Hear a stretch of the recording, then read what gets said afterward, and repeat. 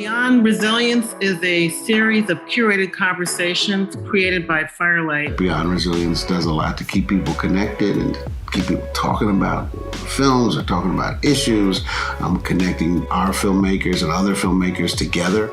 We wanted to create a space where our community, that is BIPOC documentary filmmakers, could lead a conversation.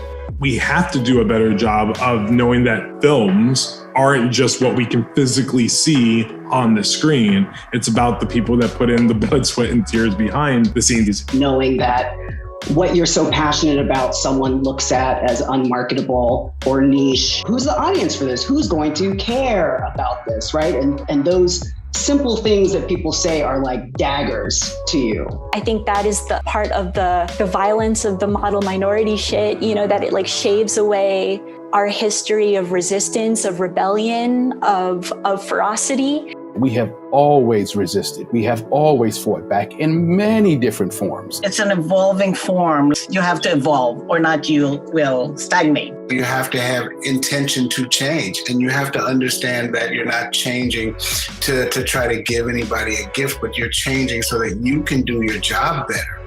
What we're asking for is just proportional access, proportional resources, proportional marketing money, so that it does actually meet its mission, so that it does actually lean into the diversity of perspectives. I hope that Beyond Resilience will keep its edge, will keep pushing the boundaries of the conversations that we need to have, and will keep growing its audiences, pulling in new people from the industry, outside the industry. It continues to be a space where people can have a BIPOC creator-led conversation. That is what it's about.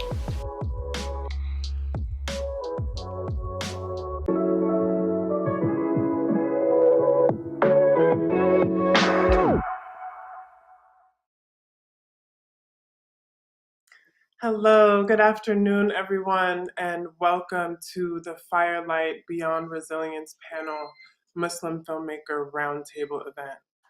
I'm really excited to be hosting you all. My name is Sabah Folayan. I am a Black woman with a medium afro, rose glasses, and a black turtleneck, and I'm wearing a gold necklace. So thank you again for joining us. I'm the interim director of the Firelight Media Doc Lab and also an alum of the Doc Lab. I'd like to begin with a land acknowledgement to raise awareness of Indigenous history and land rights and to express our intention to stand in solidarity with Indigenous people. I am in Philadelphia, Pennsylvania, on the land of the Lenape people. Incidentally, Philly has an Indigenous Peoples Day and heavily feature Black Indigenous people on their website. So I've committed to learning more about that, finding out if that's a space that is inclusive to outsiders, and using that as a jumping off point to learn more about the history and how I can take responsibility for participating in land stewardship. We all have a responsibility to consider what it means to acknowledge the history and legacy of colonialism and genocide. I encourage you to make land acknowledgements in the chat. Our chat moderator will drop a link to learn whose ancestral lands you live on. And I also personally encourage you to take it beyond simply acknowledging whose lands they are to understanding how you could participate in supporting the Indigenous people who continue to steward those lands. We would love to thank Open Society Foundation for its support of this Beyond Resilience series. Beyond Resilience is also supported in part by the National Endowment for the Humanities, the NYC Department of Cultural Affairs and NYC Council, the National Endowment for the Arts, and Field of Vision. I'd like to also thank the Firelighters, our generous community of donors whose support directly benefits our growing family of filmmakers. If you're interested in becoming a Firelighter, please use the link in the chat to make a tax-deductible donation today. And thank you to Mara Bassani Santa Maria for your ASL interpretation services. About Firelight Media. Firelight is a premier destination for nonfiction cinema by and about communities of color. Firelight Media produces documentary films, supports emerging filmmakers of color, and cultivates audiences for their work. Firelight Media's programs include the Documentary Lab, a fellowship that supports emerging filmmakers of color, and the Groundwork Regional Lab, which supports filmmakers in the American South, Midwest, and U.S. territories, among others. Our sister organization, Firelight Films, is a documentary production company led by Stanley Nelson. His latest film, Attica, about the 1971 prison uprising, which is currently nominated for an Academy Award, is available to stream for free on YouTube and on Showtime now through the end of March. And I highly encourage you to check it out if you haven't. It is my honor and my pleasure to be opening this critical conversation. I have been so deeply inspired by the courage and really the clarity of the Muslim filmmakers who took it upon themselves to organize around not specifically the problematic film that prompted this discussion, but more broadly the needs of our field and the ways that our field can improve and actually back up the commitments that it makes to support Muslim filmmaking. And by doing so, honestly, it feels like they're supporting all of us and all of our communities. Because at the end of the day, those of us who are marginalized, we're fighting against the same ill, which is white supremacy. The idea that white culture, the white gaze, white history are to be taken without question, and everyone else is an other, and everyone else is to be interrogated. As I was thinking about the film in question, I read one of the reviews of the film, and it talked about how the filmmaker was prompted by seeing her parents support Donald Trump. And she went to Yemen to go find out the truth behind whatever tension was in her household. And I just found it troubling that in a time where domestic terrorism is at its peak, where children are not safe in schools and people of color are not safe in the streets, that someone felt the need to go abroad and to look for the solution and the problem in other people and people who have already been fighting this stereotype of terror for so long. So I just want to again thank the filmmakers who have created the space for this conversation and to encourage us to use this time and this space to be grounded and be centered in our truths as people of color and our gaze as people who have watched this system and the harm that it's wreaked, not only on our communities here, but across the world. So with that, I'm very, very pleased to introduce Firelight Media's president, Marsha Smith, who will serve as the moderator for this discussion. Marsha. Thank you, Sabah. Very nice to see you, and thank you for that introduction. I don't know about the rest of you all. Oh, I should say, first, my name is Marsha Smith. My pronouns are she, her. I am a Black woman. I'm wearing very fashionable blue glasses, medium afro, and some lovely lipstick. I don't have my Zoom lipstick on, but I'm trying to make up for it. I have been waiting for this conversation all week. I'm thrilled that we are able to have it and to have it with the filmmaker colleagues and friends that are gathered here to have the conversation. And let me just add just a little bit to what Sabah said about the meaningful background for me. I think the kind of writing, the organizing, the advocacy that has been done around this film by our panelists and others has really been exemplary and has, for me, raised a few questions that I just want to put out because I know we're going to get into some of these. These are the questions that I've been thinking about as I've read and thought about this issue. Who gets to tell stories and what kinds of stories? And what is owed to the people at the center of those stories? Who gets to be considered as an audience for any film? Who gets to be thought of when the filmmaker is in the edit room imagining how the film, the work that they have now put in many cases, years of their lives, who gets to be in the filmmaker's head as the people they want to see and understand what they're trying to say? Who gets to be that? Who gets to be a victim in our society? And therefore, who is deserving or deemed as deserving of our sympathy and support? And finally, what is curation? Really, the discussion around this film has for me prompted some really fundamental questions around what curation is, what is taste, who gets to decide, what is the role, what is the responsibility of people who are in the position of the curator, and therefore being the gateway between an artist's work and the general public. All of this obviously happening against a backdrop that is profoundly disturbing on the world stage, and who knows where it will go. But I think having this discussion against that backdrop is especially meaningful for me, and I am grateful that we have such powerful colleagues with us today to discuss it. And I'd like to introduce our panelists now. Marjan Safinia is an Iranian documentary filmmaker whose films examine identity, community, and social justice. With Grace Lee, Marjan produced and directed the documentary most recently, And She Could Be Next. Thanks, Marge. Assia Boundaoui is an Algerian-American filmmaker, writer, and investigative journalist. She is the director of the documentary The Feeling of Being Watched and an alum of Firelight's Documentary Lab. She recently published the essay Islamophobia and the Tyranny of Empathy, The Case of Jihad Rehab for Documentary Magazine, which will inform this afternoon's discussion. Karim Ahmad is a writer, culture strategist, member of the Guild of Future Architects, and the main author of the recently published Restoring the Future report, a world-building and industry organizing project co-created by a coalition of arts organizations.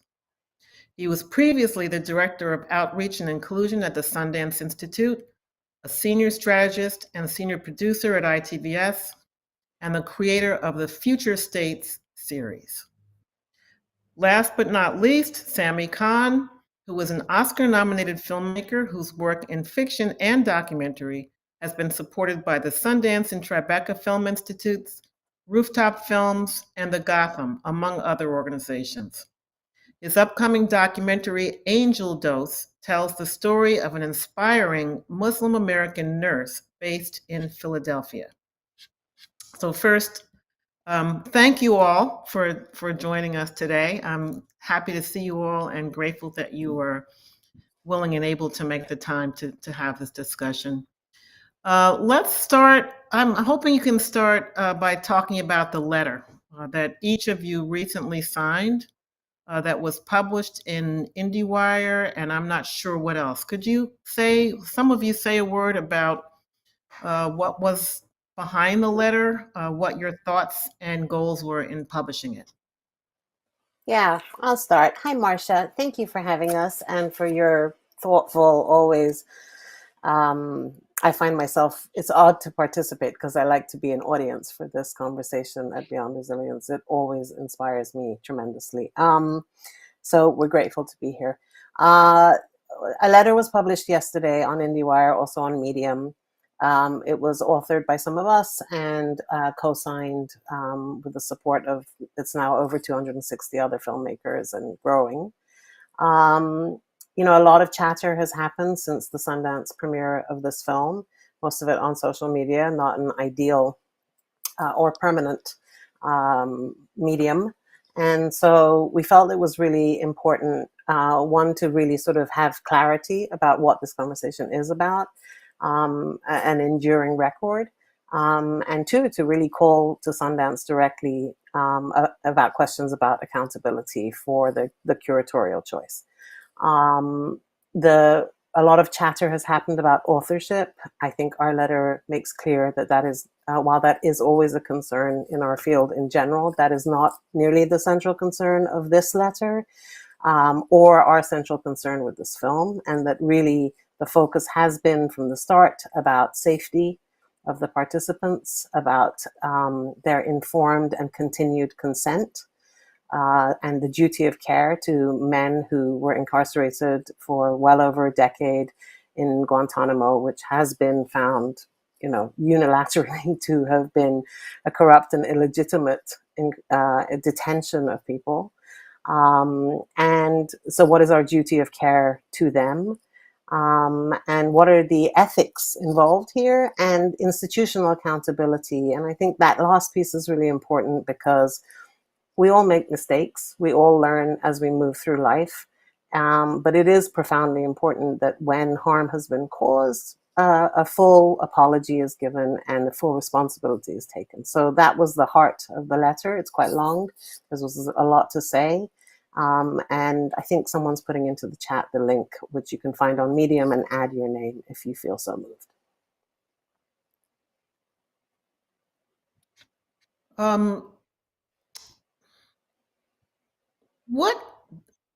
What do you think are at the root of the ethical questions here? I know, many of us have been involved in discussions in which the pushback is, well, are you saying that no one else should make a film about an issue if it's not a Muslim? Is that what you're saying? And you've said very clearly many times that is not what you're saying. So can you talk a little bit more, or any of you talk a little bit more about what you believe to be the ethical responsibilities of the filmmaker in this case? And where the filmmaker's lapses were before we even get to the institutional lapses. Mm-hmm. Anyone want to go? Otherwise, I'm happy to continue. So I'll continue because Marcia doesn't want silences. I'll start and then you all can jump in. So the very premise, it's billed as a rehabilitation center, right? Which implies a choice to go there. It is in fact a carceral facility run by the Saudi government, a government which only 2-3 years ago, dismembered a journalist, Jamal Khashoggi. And so there are immediate questions just on hearing that. For me, there are immediate ethical questions that I would hope most people would have faced with those circumstances.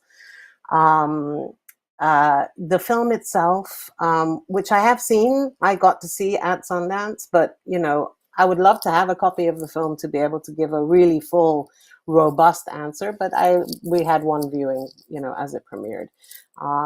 But in the content of the film, the filmmaker's voice, the film has a voice, right? It's not an observational film purely.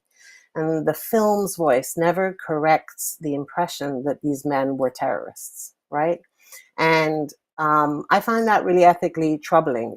As we wrote in our letter, a lot of the critics who saw the film came away from that writing articles calling them terrorists. And in fact, these men were not charged or tried. There's so much illegitimacy around Guantanamo. I mean, just reams and reams have been written and researched and filmed and recorded. For me, this is an immediate red flag issue when presented with work around an issue as sensitive as this, that one must take extra due diligence, both in the making and in the curation, to make sure that it's really, it doesn't cause further harm and suffering to people who have paid a price beyond measure already. So for me, that's really the central ethical question. And from there, everything ripples down.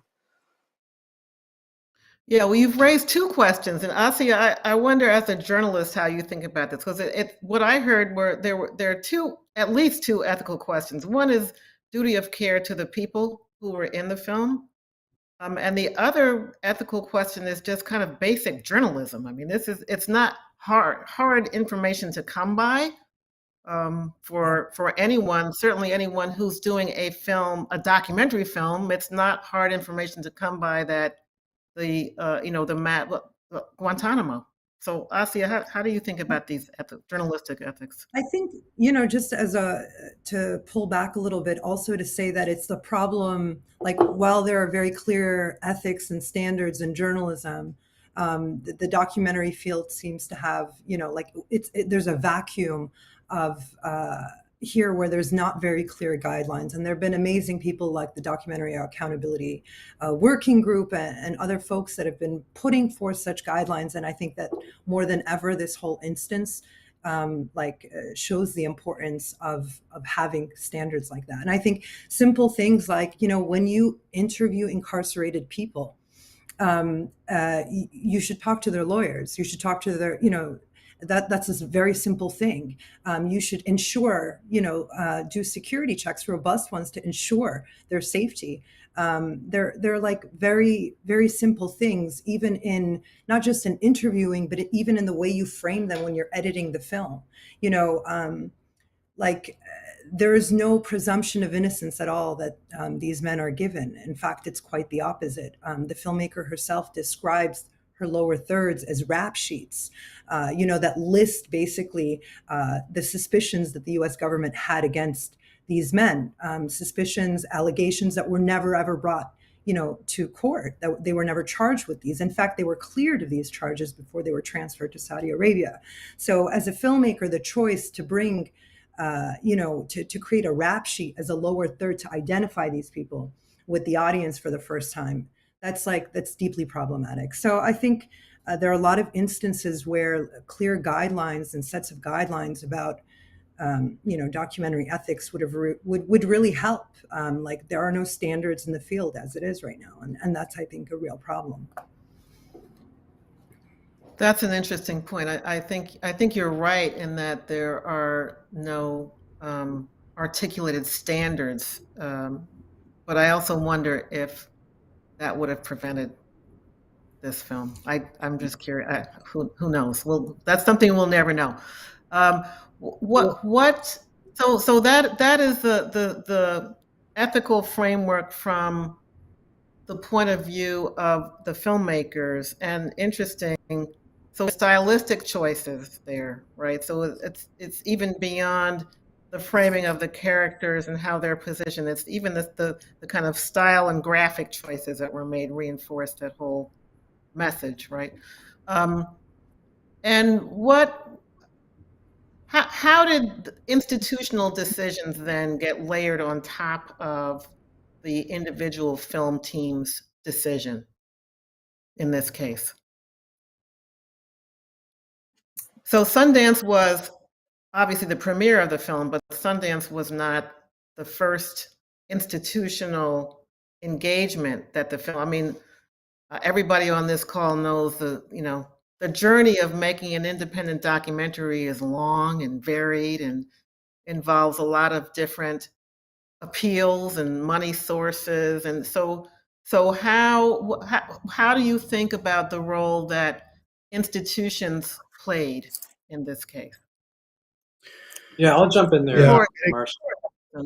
Yeah, sorry, go ahead. Go ahead, Sami. Yeah, okay. I think it sort of underlines the urgency of coming up with some kind of generally accepted set of filmmaking principles, curatorial principles, because in this instance, it seems like the previous institution or the current institution was relying on the previous institution's rubber stamp and assuming that the work had been done and had been given assurances.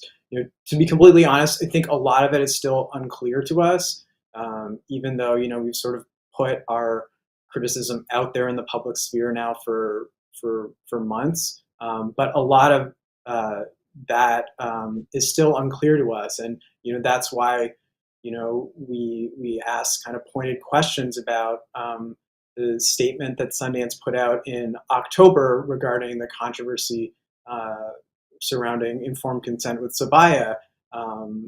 As the letter points out, that's about the time when the programming decisions were getting narrowed down. So just trying to reconcile public comments with decisions that are made at a curatorial level.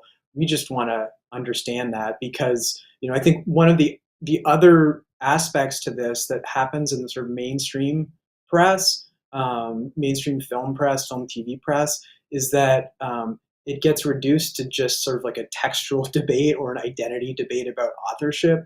But these are real people, right? These are men's lives that are in jeopardy. And to just put that aside and to reduce it to a debate about identity or authorship, not to say those issues aren't important, But to be completely honest, it felt a little patronizing. And one of the things I keep going back to is why it seems like we're an exception. It seems that certain communities are an exception for rules that have been applied to other communities. And why is that? Why 20 years? It was a month or so ago, the 20th anniversary of Guantanamo, the creation of Guantanamo. And it basically passed without a blip. There was a Supreme Court ruling yesterday on the status of Abu Zubaydah, who's going to be held forever by the US government, and barely a blip.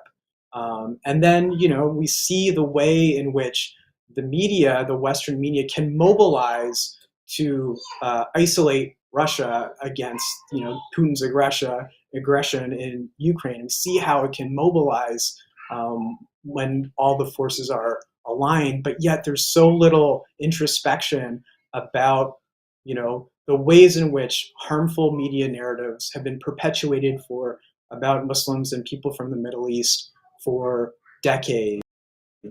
I think we are searching for answers. We're searching for some kind of standard that, basically allows us to be free from the dogmas that have trapped us, trapped our communities for years and years. Assia made a powerful film about that. I think at the end of this, we just have more questions than we really do have answers. And if I can just jump in quickly, it's not actually our job to answer these questions, right? So, it's not our job to spend months doing an investigative research into the history and pathway of this film, right? There's a set of people who know, which are the people who were involved in the making of the film. And then there's a set of institutions who know what their own practice was for choosing or not choosing, etc. And those have been black boxes. We don't have answers, and we've only asked questions, and there is a deafening silence of real answers, and I think I don't know why is that, right? Like if I were being attacked and I had good answers, I'd want to make sure my voice was out there giving people the good answers. I don't understand, so the silence only leads me to feel like there are people who understand now that there aren't good answers for some of these questions, or there were failures along the way. So we just are asking, come forward and own where it went wrong, not because we want to flagellate you, but because we need to move forward in life towards justice. And we can only do that when we acknowledge where harm has happened, right? I mean, I always like to refer to Karim sometimes says, my 7-year-old could tell you that, but Karim's 7-year-old could tell you that. I don't understand why we are, it shouldn't be our work to answer these questions. I'm really glad that you brought that up, Marge, and not that you brought up my kid, but that you brought up this idea of, accountability within these structures, and Marsha, I'm really glad that you got to this place of looking at the institutions that have allowed the proliferation of this kind of misrepresentational and damaging culture. And I think it's bigger than one film and it's bigger than one institution. And, these harmful narratives don't see the light of day without a lot of help, obviously. And, as we've all alluded to during this conversation, funders and festival curators to culture critics and agents and distributors, the list of gatekeepers that have allowed all kinds and uplifted all kinds of these stories to literally flood the marketplace for so long.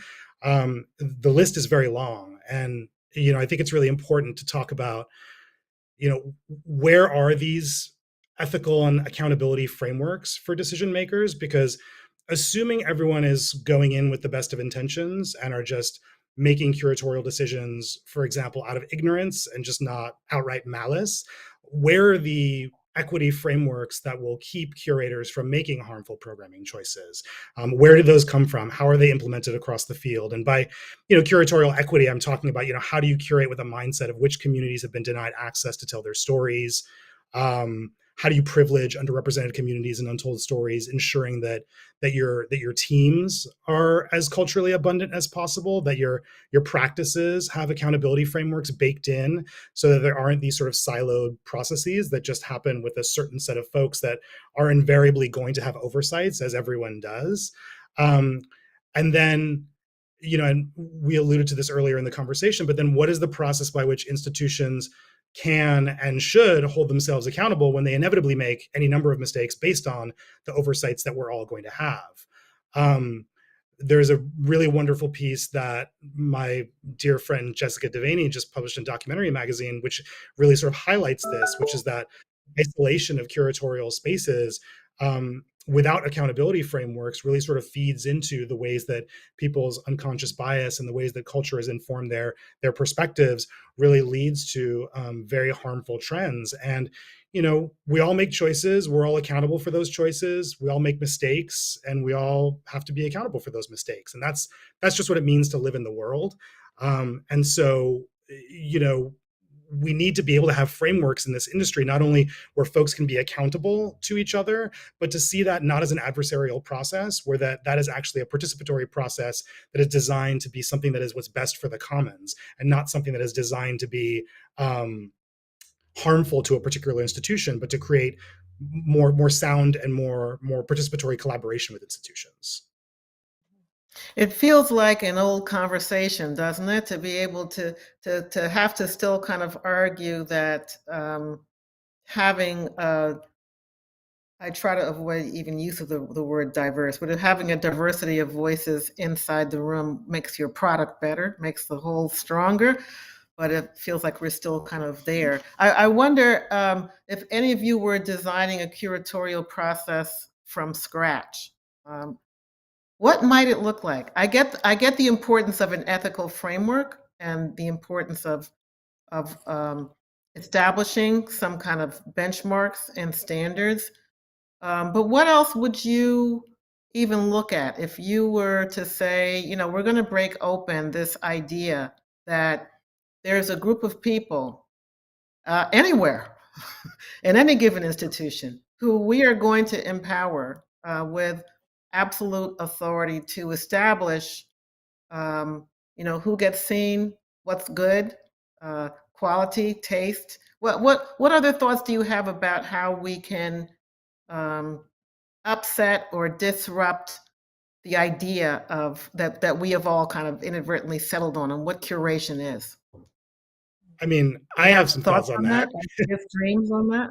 I want to hear. I mean, I do. And, I'm in a lot of ways, I'm guessing that I'm here in this space largely because, I've spent the last 15 years as like a diversity, equity, and inclusion strategist and like a community organizer, like working within some pretty large cultural institutions that do artist support work and trying to build these kinds of frameworks and trying to sort of guide them into, functioning in more equitable ways. And these frameworks exist, and they're being developed by folks that are, sort of working in these spaces and trying to, sort of break open a lot of the sort of like consolidated power structures that exist within a lot of curatorial spaces and a lot of institutions. And how do you sort of dismantle this sort of like field-wide, like Western European sort of ideology of the sanctity of the curatorial process that is purely based on sort of like an artistic merit that has nothing to do with equity and representation and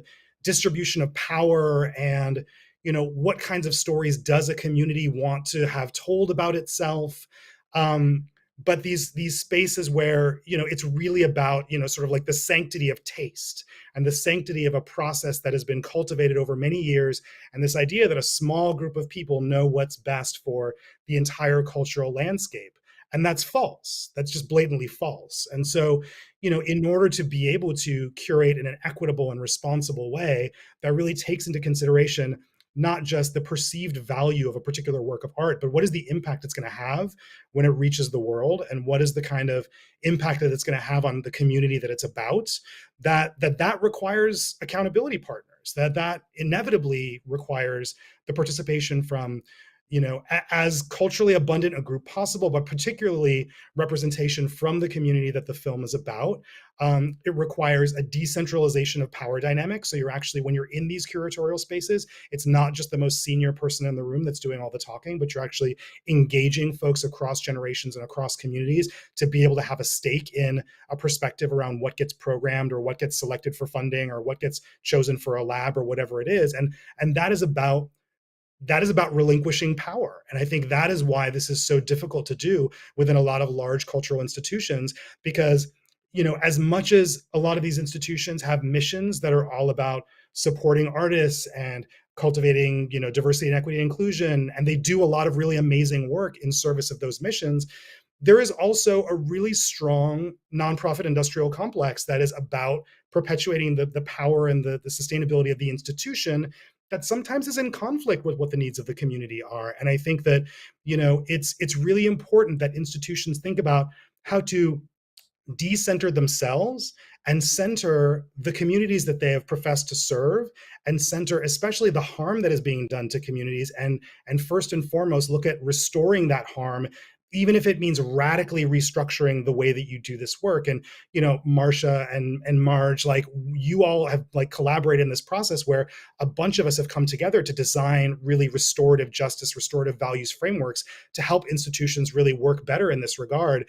But, as Assia said in a recent conversation, it's to do that work and to be accountable for that work is really up to the institution to make that decision. And that is really where I think the work needs to be done. The other thing, if I can just jump in there. Go ahead. Yeah. The other aspect to this is capitalism, right? And I thought Eric Cohn's piece in IndieWire from a couple of weeks ago really set up the dichotomy really nicely. And the tension really is, on the one hand, you have a festival like Sundance, which is driven by hype. It's driven by these billion-dollar companies who are coming there to push and hype their films. You're having, cultural products showcased there. And in the case of documentaries, again, these are real people, right? How are we going to make space to have nuanced conversations about informed consent, and not have to be, hammered down by 3 different sets of publicists, high-powered publicists? Why is it up to a group of independent filmmakers who, my daughters have come home from school, it's a little bit chaotic here, but, we're all taking this on as a struggle, an obligation I think we feel to each other, to institutions like Firelight, to other ones, to sort of, figure out a way forward. So, cinema can be used as a tool of our liberation. Somebody pointed it out recently. It might have been Saba who pointed this out, but it's the 100th anniversary of Nanook of the North. Hopefully we'll let that anniversary go by with some, soul searching, and we can transform nonfiction filmmaking away from,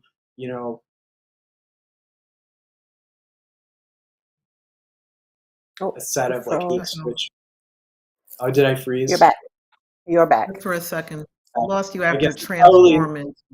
Yeah, there's probably Paw Patrol being put on somewhere in this, talking about cultural products. Paw Patrol, I think, just got put on in 4K. But, I think sort of pursues cinema as a tool of our liberation, of all of our liberation, regardless of our backgrounds, not to simply repeat the colonial mindset, the oppressive mindset of the past. Okay, I'd like to add something, which is just to be really real for a minute. This has been profoundly painful for many of us. Actually us sitting here, folks that we've been working with, I think we've all shed some tears, because it seems even Guantanamo, but Guantanamo is just a manifestation. The depth of everyday casual Islamophobia that exists, right, is really staggering. And we in coming, some of us together to talk through this, have started sharing stories with each other of things that we've experienced, small, things that we've heard in many places and spaces along the way. There is I'm going to steal your idea, Sami, here, but please jump back in. There is a sort of commodification that has happened, particularly around these stories in this particular film in question. I'm just going to go out on a limb and exercise my First Amendment right to say I think it's not a great film. And I watch a lot of films and I have an opinion about that, which is informed. So, I struggle to see that this film was programmed at Sundance or anywhere else that touched it with support, because it was such an extraordinary work of cinema, right? What it was a sort of a salacious, like, hey, want to see some terrorists in a swimming pool kind of situation, right? And it's just hurtful. It's hurtful to all of us, to them, but to all of us, right? I actually rewatched Assia's film last week, and it's so painful. It's just so painful. Basta, enough. We don't have to continue and perpetuate these stereotypes. Everyone has a responsibility in saying enough, right? And I think that's all we're asking for. And as people who all consider ourselves part of the Sundance family, the culture family, the filmmaking community, it's kind of demeaning and really profoundly upsetting that we have to beg to be seen as worthy of not, of our humanity. It's kind of confounding. I don't know why we have to explain it still. Yeah, I really want to hear that, Marge. And, I'm sorry. I recognize how much, all of you have been putting into this, and want to recognize the work, but also the pain of it. I know it's not easy work to do, and it's very personal, very personal work. I forgot to say to our audience, please start dropping questions in the chat if you have them. We are going to have some time before we close for questions from the audience. So get your questions together and please put them in there. I wanted to talk a little bit about what you believe should happen now.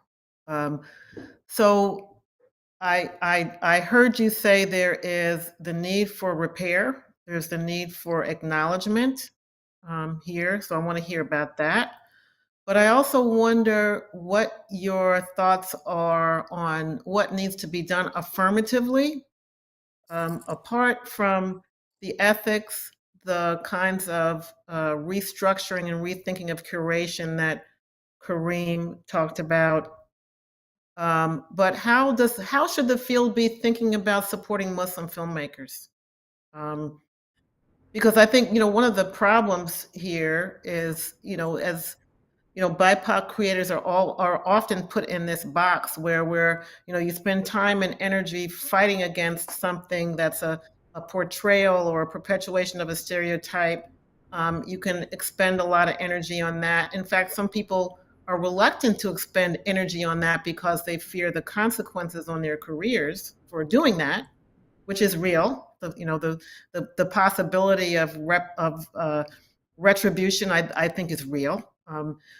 Yet, if the field should be supporting Muslim filmmakers, right, to tell their own stories. This is what Firelight is about. It's like we want to support communities to tell their own stories. So I also want to hear from you on what the field should be doing to support Muslim filmmakers. So talk to me about the repair that's necessary, and talk to me about the affirmative work that is necessary.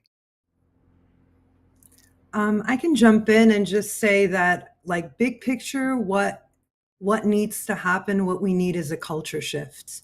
And a culture shift specifically, generally on moving away from, like Sabah said, echoing, the white supremacy, white culture, white gaze that reigns supreme. That's the primary culture shift, and this affects all BIPOC stories. And we need a particular culture shift in how we look at Muslim stories about Muslims and stories about people from the Middle East, from Africa, from South Asia, from the entire region. And this is something I've written about, but I feel like we get boxed into these frames where first and foremost, we have to prove we're not criminals first, and the onus is on us, to prove that first. And there are these frames we get boxed into. And we feel boxed in because that's not our point of view. It's not our perspective at all. It's very much, having to prove your humanity as the other, or prove someone else's humanity. And it's, it is, contributing to a poverty of culture. And there are so many nuanced positionalities. And this is why I think authorship matters, not because white people shouldn't be able to tell Muslim stories, but because where you're standing determines what you see. And whether you're standing inside of a community looking around versus standing, in the position of, from a very US militaristic position, looking at people that have been, victimized by American wars in that region for so long, that's a positionality too. And so that's why authorship matters in my point of view, is like it boils down to positionality. And there's an impoverishment of films from the positionality of Muslims, from positionality of Arabs and other ethnicities in, Middle East and Africa, in the region. And that's what needs to shift. That's the culture shift, because not only is there too much space for these kinds of films, there's less and less space for films, that we have to make the case that we have to, that we don't have to prove that our communities are innocent before we can tell a story about them, that we have to, all these challenges in pitching our film for funding, pitching our films for distribution, that we're encountering this frame over and over again because it's deeply entrenched in the culture. And I think that's the major shift that needs to happen. I think that's really well said, Assia. And, as someone that's worked sort of within and in partnership with a lot of cultural institutions, just trying to sort of make some of that a little bit more tangible and practical for institutions, right? A lot of institutions are not even gathering data on how many Muslims are being supported, how many Muslims are applying to their programs. It's a big oversight of field wide. And I think that there's also, when you look at, when you sort of do the sort of demographic calisthenics and see okay, how many folks from the Middle East or North Africa or South Asian diaspora are we supporting, and sort of try and figure it out that way. Still, again, field wide, the numbers of support are very, very low. They're consistently low, consistently under indexing against US population benchmarks. And I think, largely it's because until now, no one has stood up and said that this is messed up and we need more support to balance and eventually erase these harmful narratives that we're constantly trying to counteract. But, honestly, that's not very surprising, because when you talk to folks in the community, they'll be the first to tell you that it's not large legacy cultural institutions that have deep roots within your community that are centering your stories and your experience, trying to uplift you. It's, the community specific organizations, but there's not that many of them supporting our communities, right? There's Center for Asian American Media, which is doing fantastic work. And but they're covering the entire, the diaspora of the entire Asian continent, here in America, right? And it's a huge population to be able to try and be representative for. And so it just kind of shows you that there need to be, more organizations nurturing a really nuanced Muslim creative ecosystem that's led by us and led for us. And, honestly, I hate to sort of bring it back to money, but we also need to amass the resources at scale that are needed to really fuel cultural production at scale that is moving through those organizations, that is going to, again, rebalance and create that culture shift that Assia is talking about, and it's not going to happen with large legacy cultural institutions pushing a few more of us through a bottleneck every year. That's not going to do it. Another part of it, if I could just jump in, Marcia, quickly, is that the Muslim community itself has a responsibility. There are internal biases, the anti-Blackness in the Muslim community, the erasure of Black Muslim voices in the Muslim community that need to be addressed, and also a willingness of sort of mainstream commentators, et cetera, sort of toe the party line and prioritize access over supporting community ties. And I think the Muslim community in North America in the West had a wake-up call after 9/11. We were mostly conservative, politically conservative, supporting George W. Bush, etc., until 9/11, until the sort of the target of the government was turned on us. And we've been in survival mode for many, many years. But it's incumbent on all of us too to uplift each other and not perpetuate the same harm that the system is inflicting upon members of our community. Yeah, I think that's a really good point. I think the Clear the opportunities record. here are. Go ahead. Sorry, I was just going to say that was just to be clear the record. Never supported George W. Bush over here, and also it's Republican and Democrat. My country was ruined by Democratic American involvement. So it's not that kind of politics, but I think it's important to name that our culture is a reflection. There's culture as in like art, and then there's just culture in the world, and we. If you've been watching Ukraine coverage over the last week or paying attention to social media, it's just in your face, right? There's a difference between the blonde and the blue-eyed. There's a different response to Molotov cocktail making by Ukrainians struggling to self-determine and resist, and Molotov cocktail making as it has been depicted for any other Muslim community trying to struggle and defend. So we must first start, curators and, all of this is important. But those are also people, and it starts with interrogating yourself, your own internal biases around this thing. And there is a lot of implicit bias around Muslims that is just acceptable because it's so ingrained. It is so the operating system that woke people don't even hear it in their own responses, and we hear it and just smile. Yeah, we need to, we're not comfortable any longer giving permission for this to just be like, oh, that was awkward, and move along. It just can't be that way anymore, Yeah, I wonder. We're about to run out of time, but I have two questions I'm anxious for all of you to get into. One is, and this question is in the chat also, what has been the response to the letter, if any, from Sundance? And do you expect to engage with them in particular? And my other question is about the broader field. I wonder if you, like this incident, I think has really made me kind of reflect on how the field has responded to the racial reckoning moment of the last 2 years. And I wonder if you have views on that. Because for me, this comes in a context in which I'm not so sure.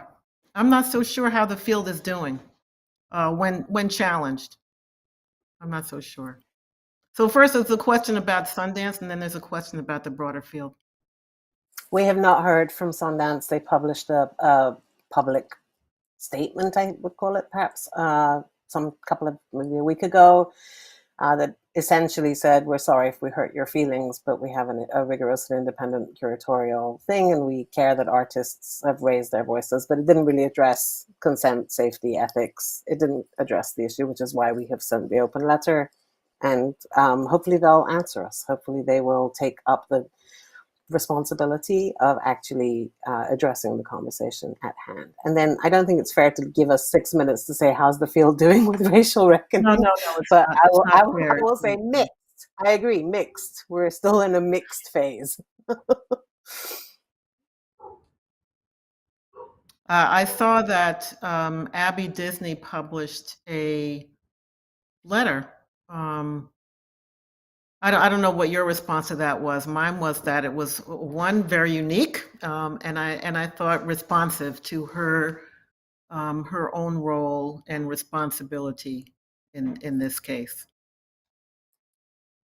It was powerful. That was deep. Yeah, it was moving. It was actually moving to read. I think, just to, what Marja was saying later, like the, you know, the emotional labor that organizing like this takes, you know, to feel like seen is such a like rare thing. To feel heard is so rare. And so, yeah, it was very moving to read. I think very much it's a model, like, and it's also like, you know, some heart and honesty back in the conversation, you know, like that's what's been missing. There's so much wrapped up in the PR talk and comms, and we're like, I don't even feel like we're speaking to each other. And in this instance, it really felt like, you know, we're humans again, speaking to each other, understanding, learning, moving forward. And you know, it's moving to see. I think that also, like, I feel like it's almost impossible to be like a filmmaker, to be working in this field and not be organizing, because of the state of the field is so, there's so many oppressive dynamics, so many power imbalances that are reified from our society into this field that, like, you can't. I wish we could just make films, you know, like I want that for all of us. I want us to be able to have all the space to pour just into our creative work. But to exist, you know, it is to like have to organize and to have to like fight for just like the basic things. And that's like truly an exhausting thing. But also, I feel very lucky to be in community with Marj and Sami and Karim and all of the folks that we've been organizing with, and that like something generative definitely has come out of this. And you know, I'm grateful for that. Well, I have a poignant question from the audience, and here it is. As a Muslim filmmaker, I don't want to make a film where I'm constantly proving mine and my entire community's innocence. Do I have a future? Resolutely, yes. Yeah, resolutely, yes, we do. I mean, was Frederick Douglass said, power concedes nothing without a demand. We've made demands, and I don't think, you know, we're going to be satisfied with those pat answers that Assia was alluded to.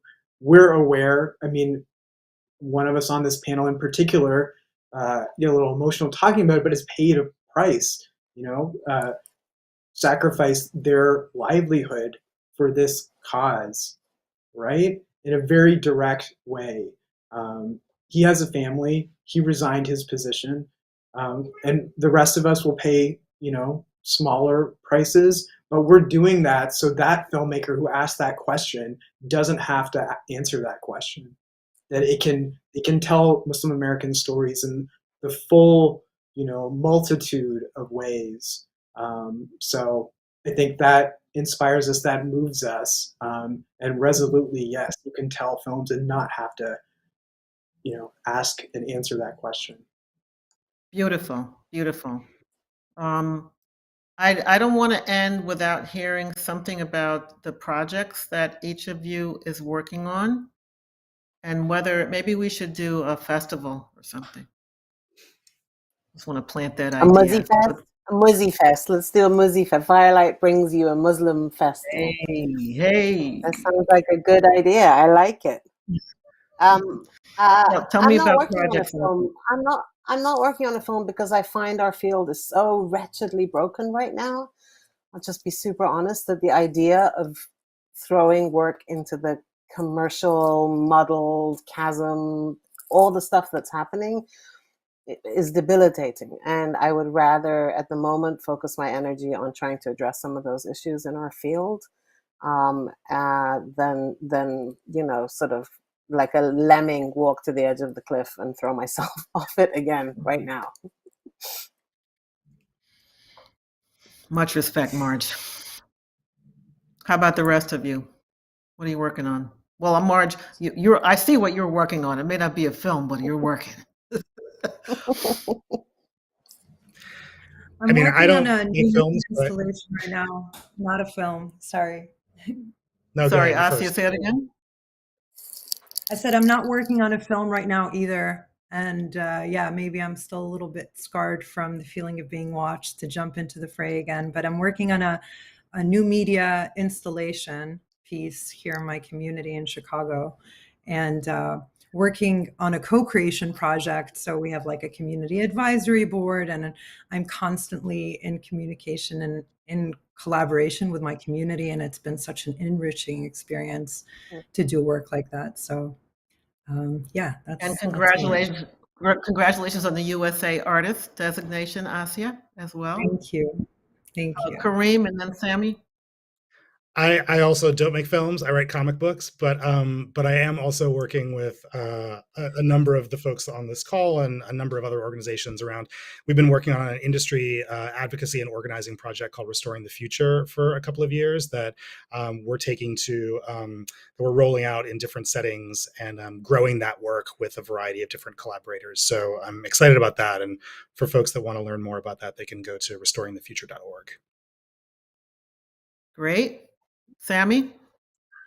Yeah, I'm working on a doc about a Philadelphia-based Muslim American nurse named Tariq Khan, which part of what motivates me to tell, in particular, Muslim American stories is when they don't have anything to do with terrorism. And I point everybody to Assia's piece in Documentary Magazine, where she talked about the importance of, telling stories that celebrate the breadth of Muslim American experience. And so this has nothing to do with terrorism. And I guess it'll be a test case to see how it's received by the industry. But, I think that's the part of it too, is it's by putting ourselves out here like this, it's also a challenge to each other. We're accountable to each other. Members of this group have, critiqued my work, call me up and to vent, et cetera, et cetera. So that'll continue to be the case, and hopefully we can sort of level up as a community together. Thank you. Beautiful. Well, we are out of time. Sadly, I feel like we could go on for another hour, but I want to thank all of you for being willing and for joining us today. I wish you all a peaceful weekend and a hot bath. And thank you for joining us on Beyond Resilience, and think about that festival idea.